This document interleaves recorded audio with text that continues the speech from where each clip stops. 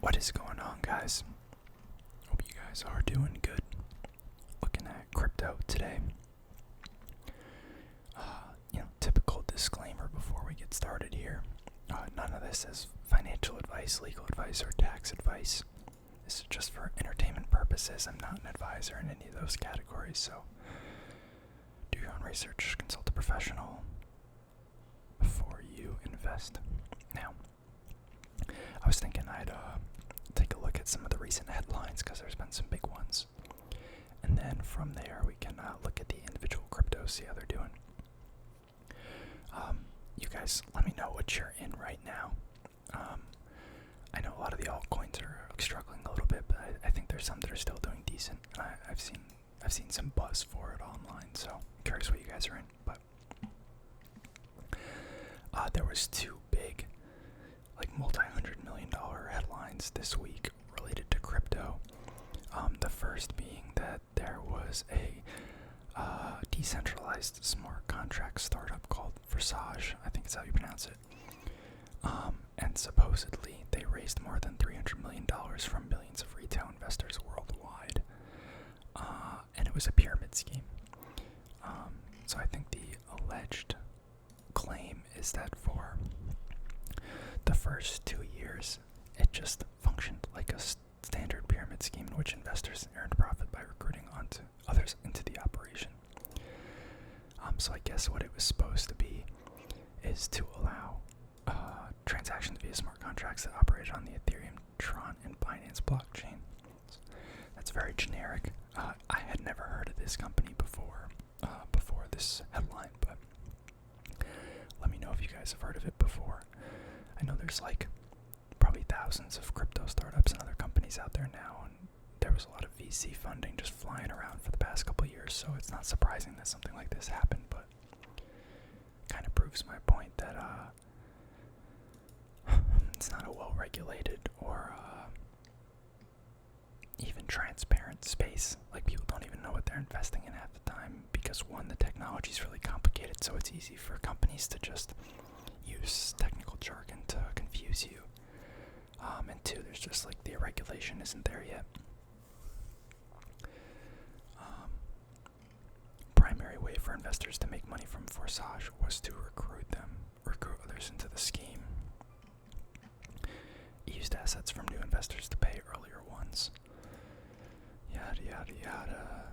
Classic Charles Ponzi move. If you guys haven't seen, if you guys aren't familiar with Ponzi schemes, there's this guy named, I think, Patrick Doyle on YouTube. Big finance guy. It's not ASMR, but he makes freaking amazing. Let me just confirm that's his name.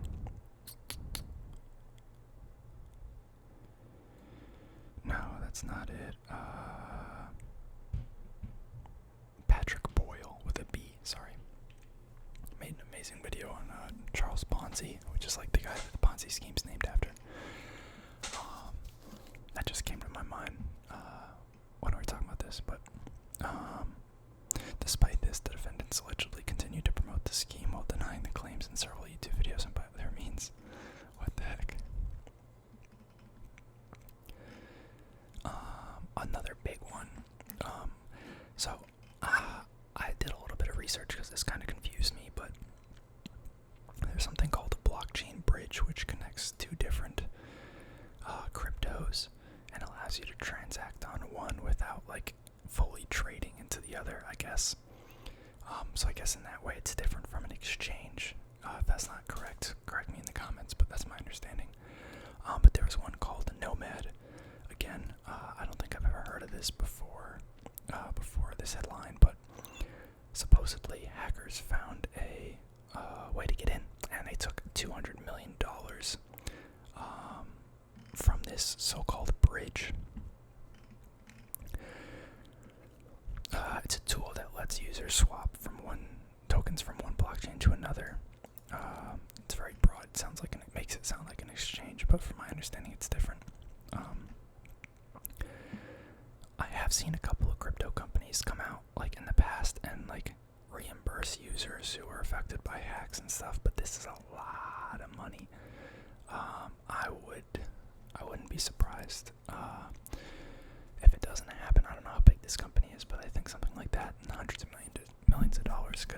enough to shatter your reputation and just, tank you as a company, so they might be done for. But who knows? Blockchain security experts describe the exploit as a free-for-all. Anyone with knowledge of the exploit and how it worked could seize on the flaw and withdraw an amount of tokens from Nomad, sort of like a cash machine spewing out money at the tap of a button. Allegedly caused by an upgrade to Nomad's code. One part of the code was marked as valid, whenever users decided to initiate a transfer, which allowed thieves to withdraw more assets than were deposited into the platform.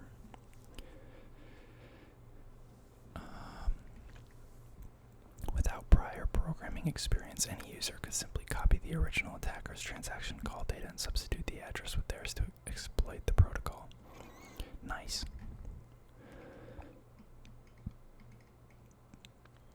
Yeah, I think I talked about this a while back. I was pretty confident we were going to see, some big kind of scandals. And honestly, we see them in, the public equity markets, too. So, not necessarily a fair judgment of me to, poop on crypto for. But we definitely need more regulation and transparency, and people need to know what they're investing in. I feel like there's so many people in crypto who just don't really understand it.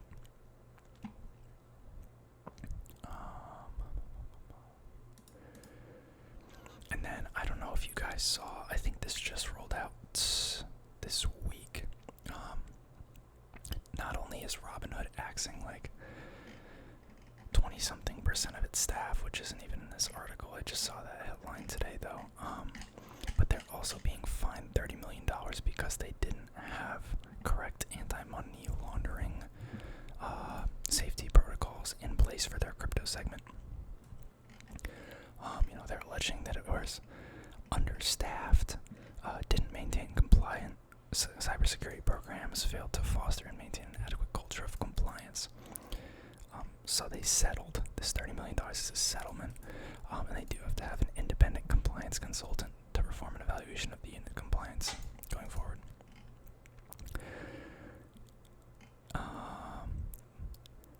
So they just had their second quarter earnings, which is probably when they released the news about the layoffs. So, Robinhood has just been getting kicked in the gut. I was personally never really a fan of them. I think they did a lot for the stock trading space in terms of pushing other companies to start doing free trading and stuff, and their interface is freaking gorgeous, but a lot of reliability issues, a lot of security issues. The support is awful, and just compliance and things like this, because it has growing pains because it's such a small new company. It's just not something I personally want to be involved in. I had some money in there at one point because it was the place I traded options, which I didn't do much of, but that was closed a year or two ago. But yeah, let's take a look at some of the cryptos. Alright, so Bitcoin's sitting at 23K right now. If we pop this open, not too far up from where we looked at it last, honestly. Let me zoom out a little bit.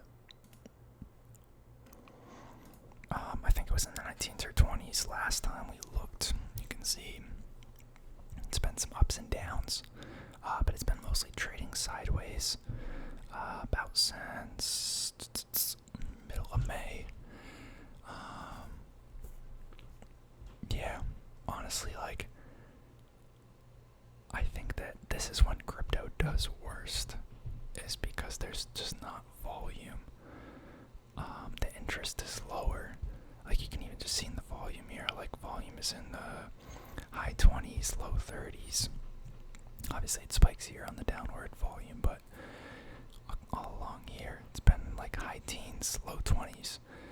I think just the interest is lower. I've noticed I'm seeing less and less content on TikTok and social media about crypto, especially after this crash, but just nothing's been running up crazy.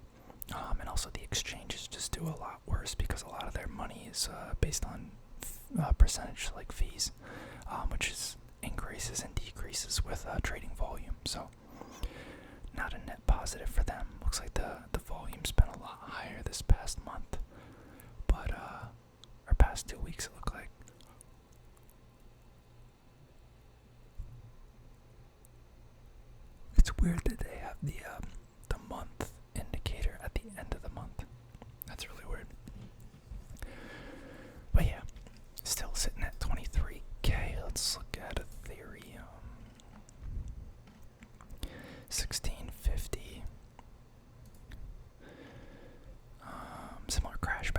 this one's actually come back a lot more, which is interesting. I never feel like I made a fully informed decision on like preference, but I think from a developer standpoint and like a day-to-day use standpoint, Ethereum has a lot more benefits. It can be incorporated into a lot more things. I think the smart contracts concept is a very cool piece of technology that'll develop further in the future. So I'm not surprised that this one's been a little bit more resilient, but it also did come down from like 4,800. So, you know, we're 65% below that high. I know Bitcoin's in a similar boat. It's at 23 now, and it peaked at 69. So again, almost as perfectly. They're both almost like a third of what they were before. Tether's holding steady at $1. I remember this was in wavering a little bit with that whole what was it called? The stable coin that went Terra Luna, and the stable coin associated with that. Terra, I think, was the stable coin. But you know, it's $1. USD's at $1. XRP, how's this been doing? Honestly, even more flat than Bitcoin. It did die in May, and it came back a little bit, but it's only a couple cent improvement. I know it's a lot cheaper, but still, that's not a huge percentage change. I feel like people just don't tend to love XRP either, or Nano. Wow. This one has not recovered at all, and that is a steep drop. Jesus. So we're looking at, it was at $3 before. It's at 50 cents now, so that's a lot steeper of a drop off, and honestly this one's not recovering at all. I'm kind of curious why. If you guys know, let me know. Yeah, I remember Cardano being one of the ones I used to follow when I was more into crypto. I don't think Solana was one that I was too familiar with, but I know a lot of the guys on the All In podcast. I know one of my viewers was mentioning it. If you guys listen to that, they're involved with Solana a little bit. So I've heard about it from them. Also down like 80%. Got good old Doge sitting at 6.7 cents. Also a pretty steady downtrend, not a huge recovery there, but that doesn't surprise me considering there's nothing to this coin. Really not a fan of Dogecoin. We got Polkadot, Polygon, Matic, Avalanche, Shiba. Don't really like